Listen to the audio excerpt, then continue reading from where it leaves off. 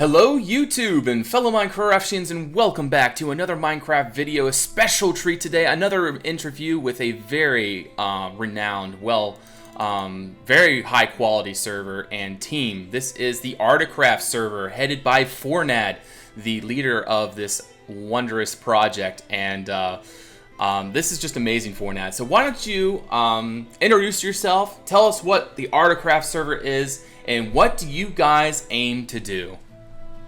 Hello, so I'm Fornad, as you said, the project leader of the server. I founded the server about a year ago. We've been working on this map for about 6 months. And essentially Ardacraft, in a sentence, is a server which aims to recreate Tolkien's Middle-earth in Minecraft. So every single detail Tolkien ever included about his world, we're trying to recreate it at a 1:58 scale on this map. Yes, and it's absolutely gorgeous. You guys really put in lots of effort. The detail, as you can tell. My goodness, the time just turned to night. There we go. Alright, so, but yeah, just the detail. Look at the fields and just, I mean, this is what really, you know, impresses me. Is just seeing the amount of, you know, the detail you put into your fields and the borders around the fields and such. But to start off, we're at Bag End. Is that correct? That is correct, yes. This is the home of Bilbo and Frodo Baggins, which I'm sure anyone who's familiar with Lord of the Rings will know. Yes, and this is, it's, as you guys will notice, this is not accurate to the movies, whereas the movies, they kind of steer away from the actual Tolkien canon in a way. So this is more accurate to the books, is that correct? That is correct, yeah. So, you know, while we respect the films and we take a lot of visual inspiration from them, if they get something wrong or if Tolkien contradicts them in any way, we try to go with what he said. I think it gives us, a lot of the time it gives us more creative freedom actually, instead of just making a replica of something from the movie. You know, you have your own interpretation, your own vision of it from words on a page. So I think it gives us that freedom in a lot of ways. Yes, I agree, and this is a very good, very well done recreation of the Bag End. I was gonna say Hobbiton, but no, that's the little town next to Bag End. But yeah, this is really, really nice. Indeed, we can go there now. Actually, we'll have a wander down. Yeah, there's the door. All right, so we will wander down. I will follow you. And we will head so down. this on the right actually is the party tree. So I'm sure you'll remember from the movies, even when the hobbits had the big party around this tree to celebrate Bilbo's 111th birthday. And Oh, this is okay. the one. Oh wow. But in the movies, it was kind of the whole layout of the hobbit in the movies is completely different to that of books. It's right by Bag End and in the books, so we built it here. Yes, sir. Very nice. Very well done. So, while we're on our way down, so what was the first project of the Articraft, or what that Articraft had done? Was that Bag End? That was not Bag End, actually. That was, strangely enough, that was Bywater, which is a village just to the east of Hobbiton. I'm not sure why it was the first project, but it was just the first one applied for. We wanted to start with the Shire in general. We're still working on the Shire, and that's the mill, by the way. We're still working on the Shire because, you know, it is. There are a lot of villages to be done, a lot of farms to be worked on. But we wanted to start with the Shire because it is a relatively small area. It's got quite a lot of small little villages which are easy to handle, and it's just a way of getting us into the project before we start doing some larger areas and some more intimidating projects, you might say. Yes. And we'll get a fly around towards the end and just sort of, actually maybe we should get a fly around now because people want to see sort of like a sky view of what's going on. This is just a small little snippet of what they have done so far, and it's just gorgeous what they, you know, what they got going. All the fields and just the roads, everything is so well laid out, you know, well planned, and I'm impressed. I'm impressed by the amount of work they put into this, and how many. Actually, no, that's a question for a later time. So, how did exactly the Articraft server start? I reminisce back to we were talking about this earlier. It was something about where you were not happy with how a server was going, and so you decided to take matters into your own hands. Is that correct? That is correct, yeah. Just follow me down the path towards the Bible, and I'll explain on the way. I lost you. Yeah. Oh wait, yeah, just early on the. There we go. Yeah. So the reason Articraft started is fairly simple, and without going into too much detail about it, essentially what happened was there's a server called MCME, which is Minecraft Middle Earth, which is another project which is doing a similar thing.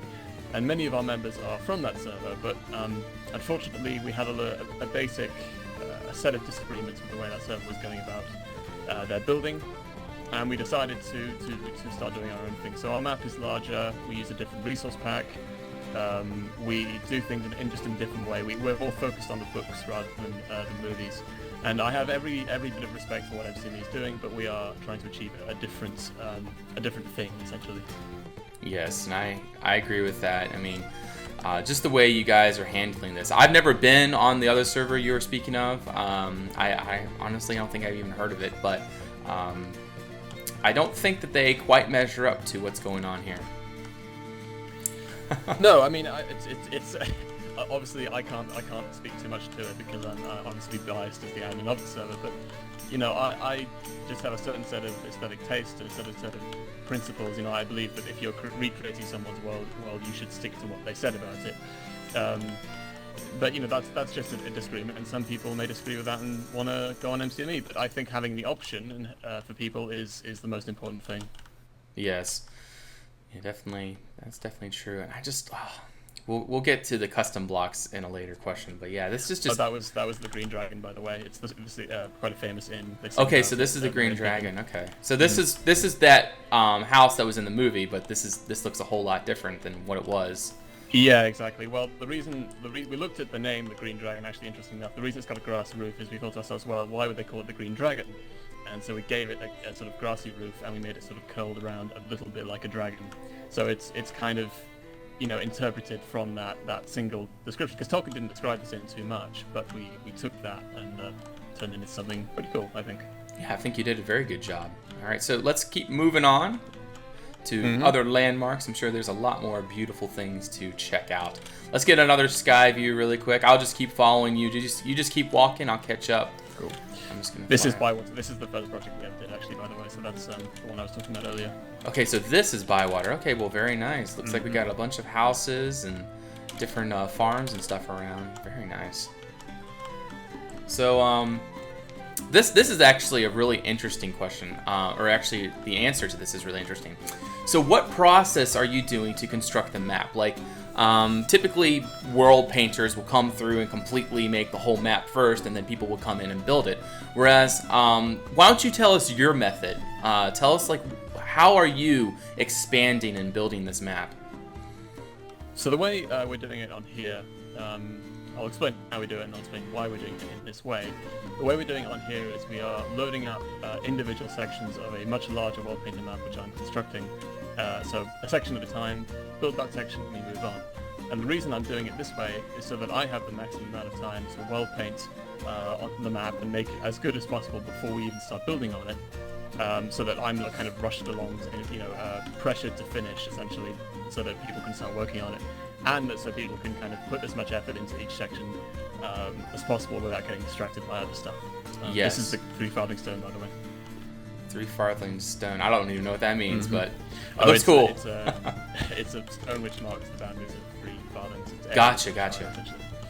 Okay. Yeah, so let's just jump over this hedge and actually walk in our fields a bit. We'll go off into a sort of more like a wilderness area.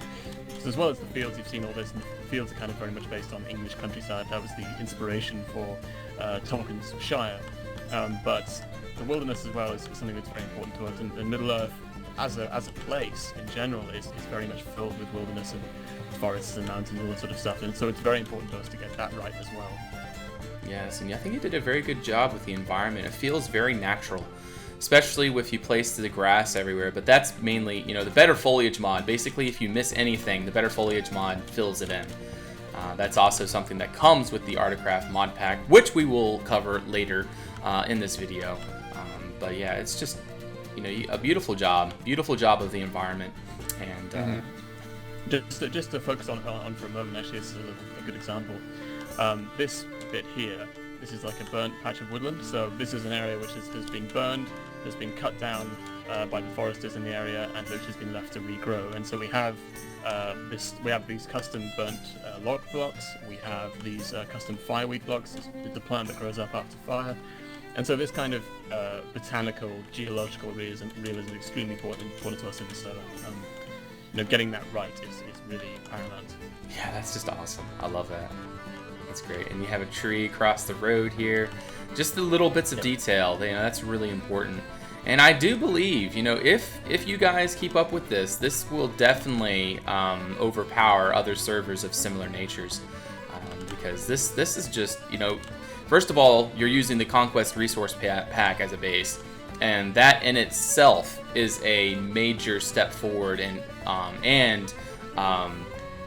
step forward in advancement to any other server, because just the beauty of this pack is just unparalleled. Absolutely, yeah. I mean, it attracted me in the first place due to Jan's voice videos, which I think many people came to it as a result of him. But I think what we've done with it now, what we're beginning to do with this mod, is we are beginning to expand it even more. Oh, this is a cool little area. I assume we have P time day on because it's turning into night for me. But this area is quite cool because if you look up here, like further up, you'll see the red rock there. Yes. So that is red sandstone, and then below it, further down, is shale. This is a sort of shale type rock. And so we're going for this kind of geological realism where you have different layers of stone in various areas, and depending on what the geological history of the area would have been, we replicate that as well. Yeah, that is a really neat detail. Here, my P time is being all messed up, so we're gonna set it to 8 a.m. Yeah, I'll just continue to show you around. Yeah, so this is all pretty cool, and that actually comes about as a result of my co-admin being a geologist, a professional geologist. So yeah, that's gorgeous. Yeah, he can actually tell us all about that. So this area, by the way, is all very much work in progress. You see wall books. That up there is actually a quote from the books we use to help us on our in our recreation. Okay, so you actually take quotes out of the books that sort of describe the area, and then that's how you. Okay, well, very nice. That's a really cool idea. That shows your accuracy to the books. And looks like we got a fellow Hobbit running around in the background. Yeah, VictorComix, yeah. Obviously, that won't stay there. This whole area is a work in progress, but it's just helping us while we build, I guess. Yes. So, okay, so now let's go into our next question. How many builders do you have on your team? Because I imagine just something to this extent, this just what we've walked through. This is just amazing. How many builders have you had that have built this absolute spectacular map? So about 15 to 20. This is the bit. I'm sure you'll recognize this. Yes. Yeah. So yeah, about 15 to 20 builders at the moment, I would say. I mean, in terms of active builders, about that number. So it's not a huge number of people, and since we are a relatively new server, we don't have the numbers perhaps that other servers do, but we do intend to get more, and hopefully some people watching this video will think they'd like to help, and that would be a great help. So essentially, yeah, we don't have a huge number of builders, but they are very dedicated people, the ones who are active, and as you can see. Yes, I can definitely see the dedication. Yeah, they will work on this. They will come on the server pretty much every day, and have been doing so for 6 months or so. So when you have that dedication, that's the most important thing. I think even beyond numbers of people, it's just having dedicated people. Don't worry, I'm still behind you. I just did a quick fly up just to see. Oh, cool, yeah. Yeah. So this environment here, this is another very, it's just very detailed. So all these trees, did you use that custom brush? What was it? Did you hand place all these trees, or did you copy and paste them in with that? There's a brush that we have over on Raven that you can just brush in a whole big set of trees, and it puts them in randomly. Is that how you did this forest, or did you just copy and paste them one by one? So the way we've done it is we have our own tree grid in which we've built various. By the way, this road is not done. Again, I'll keep giving in little disclaimers. This is not done. This is not done. Yeah, we're walking through kind of work in progress areas. But yeah, a lot of what we've done is kind of we go for this geological and botanical realism. So we have built our own species of trees. Currently we have about 20 different species. I think maybe more. And depending on the area, depending on what the area would suit in terms of species, we plant those kind of species. So around here is a lot of oaks, and also limes, and I think you'll find a few birches as well. This is the village of Woodhall. But that's just kind of based on that kind of botanical realism, like I said. And we use a stamper plugin at the moment to paste them in. So we have lists which we generate in, and it randomly generates one of, I think, 10 or 20 trees, which you know, you can place pretty much anywhere, and anyone with a certain rank can do that. So that really helps us. We don't have to build every single one of our trees by hand, even though they are all custom trees. Yes. Well, that is a very good method. All right, so let's head on to our next question. Tell us about your mod pack. That is something that, you know, even something I use, even though I don't play on the server, I still use your mod pack because there's so many awesome mods on it that work together, and you've made them work together. And this is actually one of my favorite parts right here. This is the swamp area, and this is all handmade. Is that correct? Pretty much, yeah. This is an area in the Shire called the Marish, and it's a very flat, very boggy area, as you can see, close to the river Brandywine. And this was I mean, it was started in World Painter, but most of, in fact, nearly all of the plants that you see here were hand planted. The bushes were all handmade. This is all very sort of custom-made terrain, and it turned out pretty nice, I think. And the biomes as well were also in place as well by the fox. Yes, and you definitely feel like you're in a swamp. Like when you're walking through it, like, my goodness, this is a amazing representation of a swamp. This is just like when I saw this, like Victor, when I came over and visited that one time, he was like, "Yeah, go check out the swamp," and I was like, "All right." And then I checked it out, and my goodness, this was probably one of the most impressive parts that I've seen so far on this server. Exactly, yeah. And again, the plants that you'll see growing here are all accurate. You know, we have various species of reed. I think it's the Juncus family. We have the white flowers you'll see are the, I have to check the name, they all have Latin names in our mod pack. Areophorum, it's another type of flower that you get growing in wet areas. So again, part of what we're doing on the server, actually, just to add to that, with our realism, is we're actually kind of teaching people about a lot of stuff. You know, people don't know about realistic farming techniques. People don't know about, you know, what plants grow where. So it is actually kind of, in a limited way, quite educational. I think it's one of the nice things about the server, and I learn new things from the various experts on here all the time. So it is quite nice. Yes. All right, so let's move on to our next question. So tell us about okay, we already talked about that. All right, do you steer from canon at all? We already kind of talked about this, but is there anywhere that you can think of that you have steered from the canon, like you have built something of your own accord? Is there anything on the server that you can think of at this point that has gone its own way? Or have you tried to keep it as accurate and as, you know, everything that's in the book pretty much you've kept accurate to? Is that true, or how are you taking it, or how are you what do you call it? How are you doing that? We'll just say that. Okay. Well, yeah. I mean, what we're doing, like I said, is we are trying to stick as closely to Tolkien's vision as possible. Now, the only reason we wouldn't ever do that is the limits of Minecraft. You know, if Tolkien says, oh, you know, X, if Tolkien said Minas Tirith was 1,000 feet high, obviously we can't do that. So like I said, the only reason we'd ever do that is if Minecraft straight up prevented us from doing it. Yes. But otherwise it is pretty much based entirely on what it said. I can't think of any location where we haven't stuck as closely to lore as possible. And that's just, like I said, that's just a kind of one of my own principles, and I think most people on here agree with it, is that if someone makes a world and you say you're going to recreate that world, you should recreate that world according to what they said. I mean, I see no reason not to. So that's essentially what we're doing here. I mean, like, for example, the movies went off lore sometimes because of, you know, cinematic reasons, because of story reasons. They went off because they had to, because of time constraints, but we don't have any such constraints on here, so we have no reason to, just in my opinion. So that river over there, that is the Brandywine, correct? That is the Brandywine River, yes. And then Okay. over there is Buckland, which is not an area that's done yet. Okay, I have lost you. I was following you down the road, but then I'm you just behind steered you. off. There you go. Okay. We might as well walk to an area in the Tough Farthing. Let's go to Sackville, let's say. I'll walk there and TP. Yeah, you'll TP me to you. Cool. All right. So this is an entirely separate part of the Shire. This is in the South Farthing, but it's quite a nice village, and just something nice to look around while we talk further. this is very nice. Okay, so how is the community here? Are you guys united? Is there any discord at all? Do you feel like the community is very united? And how do you guys greet newcomers per se?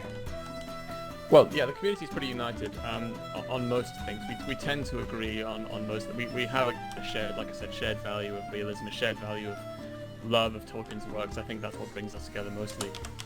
You can just look inside some of the buildings, I guess, and I won't lead you everywhere. But yeah, it would be inaccurate to say we don't have disagreements sometimes. I mean, obviously people have their own ways of seeing things, their own ways of doing things. A lot of the time, if you're recreating something from a book, you know, people will picture it different ways in their heads, so we have to contend with that a lot of the time. So there are certain levels of disagreements, but ultimately when it comes to putting something together and building something together, we tend to have a fairly unanimous view of it. And I think part of that stems from the fact that, like I said, we are a splinter cell from MCME. We are a sort of set group of people who left a server for a set reason, if that makes any sense. So we all have that kind of general belief about things and the belief about way things should be done, I suppose. So it means that we are fairly united. Yes. So another kind of a question, this is actually not one of the questions, but when you're building a project or when you have new people come, you know, when they want to build a project, do you assign them a project or do they choose a project?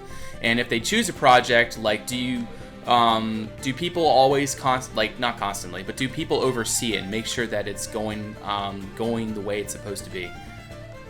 So the way we do projects on here, it's fairly simple. So once you've applied and gone build rank, obviously we don't let anyone build. You have to show a certain level of building skill on here. Once you've got that rank, anyone with that rank can apply for any project that's open. But they have to apply for it, and obviously when they apply for it, I tend to make sure that they've stuck to the law. You know, they stuck to everything that Tolkien said. Other people who have different areas of expertise will make sure they stick to geographical realism, to botanical realism, to stick to make sure the farms make sense. We have a guy who studies, who has a lot of knowledge about medieval farming on here, so he makes sure that that's all correct.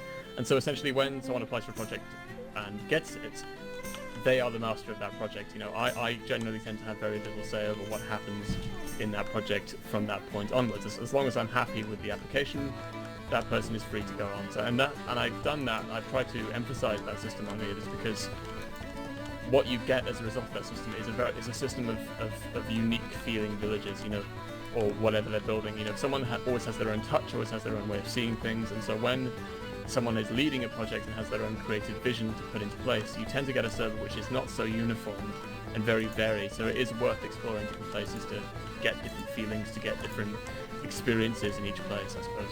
Yes, I totally agree, especially when, you know, we're going to different places, you know, because this is off, no, it's not off subject, but like when I'm going through Witcher 3, you know, it kind of gets boring, you know, especially on the continent, when you see the same thing over and over and over again. And it's... Okay, we just warped somewhere. Okay. Oh yeah, this is the North Farming. This is, by the way, just to show a completely different style of building. This is a completely different part of the Shire, so wherever you go in the Shire, you will see different places and different types of buildings. Yeah, and that's what I was saying. It's just like, you're so excited when you come across a new style in The Witcher. Same thing with anything, you know, even on Westeros, you know, you have this unique feeling, like you were saying. That's very, very true. So we're gonna move on. So what is your average player base? You said you have about 15 is the build or the team right now. Is that correct? That is correct. Yep. Okay. Well, that's actually very good for what you guys have going. You know, you've definitely shown the dedication. You've shown the willpower to push forward, and with 15 people, I mean, you can get a lot done. But just imagine what you can do with 30 people or 100 people. Just, you know, with like minds. You know, you can have 100 people, but, you know, maybe they don't build as well. But just imagine 100 people that can build to this quality, and this is just that's what's important. So this looks like a mine. This is a quarry, which is but the village itself is called Scary, which is an interesting name. It's not obviously related to its creepiness. I think it's related to an Old English word meaning cliff. And it has a quarry in it, and it's a quarry that they used to mine stone, and this is a lot of the stone you'll see in this area comes from this quarry. So this is something we put thought into. Yeah, this is a really cool detail too, because having quarries is very realistic. Because obviously, if you have houses with stone foundations, where does that stone come from? And that's what this answers. So that's very good. So how long? So this is like a really broad question, but how long do you estimate this project will take? Ooh, yeah, that's a difficult one. Well, I mean, we have only been going for 6 months, so it's difficult to get a long-term view of our progress in the future. I would say that for this map section, which includes the Shire and Breeland, I've been telling people for a while, and I still believe that we will be done by about the end of the summer. And after that, we will be moving on to an area which is going to be much less familiar to people who haven't read the books. And even to people who haven't read the books, it's an area which is not much described. That is the area of Lindon to the west, which is, you only ever see it in the movies right towards the end with the Grey Havens, where Frodo leaves into the west. But okay, so that's the realm of the elves and also the elvy men. I forget what they're called. The Danes? No, not the Danes. No, it's just elves actually. Just elves? Area. Yeah, it's the last elven kingdom essentially in the west. And that's the area we're moving into next, and that includes the Blue Mountains, which will be very cool, and that also includes dwarven mines in those Blue Mountains. But the Grey Havens, like you see in the film, that's actually the capital of a much larger kingdom, essentially, of elves in the west, which they never really mention in the movies. So that's what we'll be building next, and yeah, looking forward to that. And that's a much larger map. That's the next section will be much larger indeed. And these are just some wild hills, which is kind of nice to walk around and look around. So, Anor, isn't Anor like the realm of men in the west? Is that correct? Anor is the realm of men, which existed again, it's a fallen kingdom, and in fact we already have a few ruins of theirs on the map. I can TP to us one now. Actually, hang on. Because I was thinking that because I was thinking Anor when you said the kingdom or the place in the west. No, so originally. Anor is or was the kingdom, the sister kingdom to Gondor in the north, which was a very large area. Actually included the Shire, but included lands all around the Shire, far to the north, far to the west, far to the east. You know, it was a really big kingdom essentially. TP to this ruin now. Yep. So that's what we'll be building after Lindon, actually. And this, that'll be pretty fun to build as well. But that's pretty much all ruins. I mean, Arnor fell a long time ago, about 1,000 or over 1,000 years ago. And that was the Witch King that took them out, right? That was the Witch King. Yes. Anyone who's played Battle of Middle-earth: Rise of the Witch King will know that story relatively well. Yes, so that's that kingdom. But the kingdom we'll be building next will be Lindon, which is an elfin realm, which is not yet fallen. But probably will, because most of them are just leaving and going into the west at this point. All right. Well, very cool. We have 2 more questions. All right.